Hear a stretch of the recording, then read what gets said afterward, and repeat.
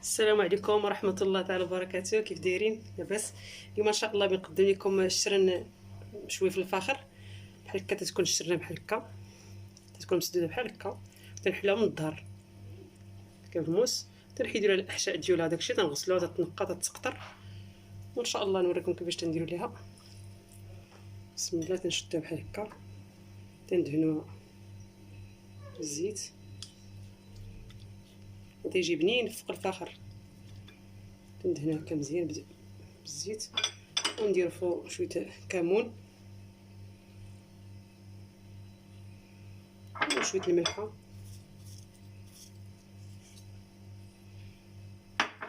وشويه قزبر ومعدنوس.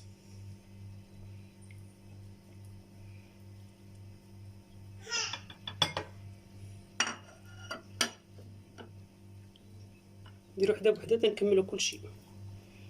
هاد الطريقه هي تاع نديرو عاوتاني شويه الزيت هنا، ندهنو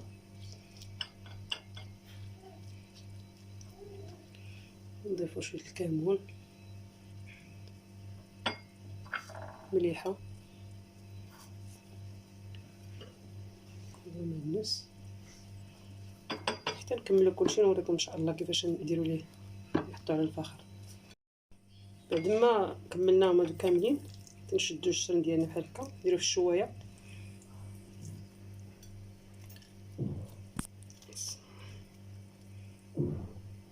نضيفو البصله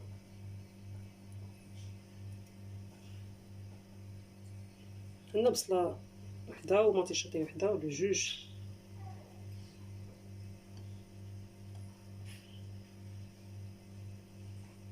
مطيشه ندير عاوتاني بصله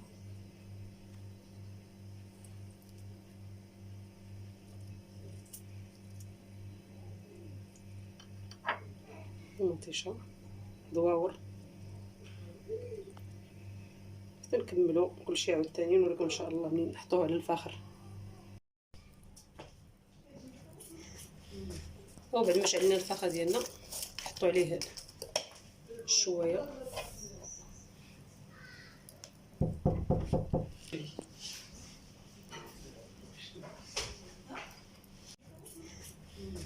وبعد ما شعلنا الفاخر ديالنا نحطو عليه الشوايه،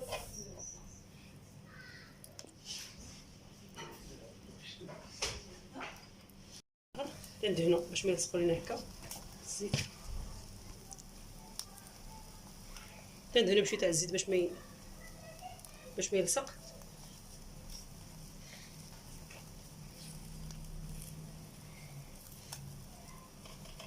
صافي حتى يتشواو.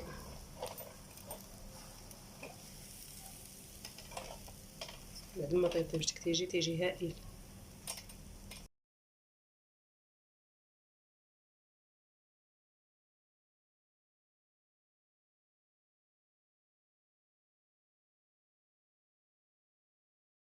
او بعد ما طاب لنا الشرن غتيجي كما قلت لكم بنين، فكره واعره وبالصحه والراحه. ما تنسونيش في ابوني وجيم وبارطاجيو لصحابكم ان شاء الله باش يوصلكم ديما الجديد. يا مرحبا بكم مره اخرى ان شاء الله.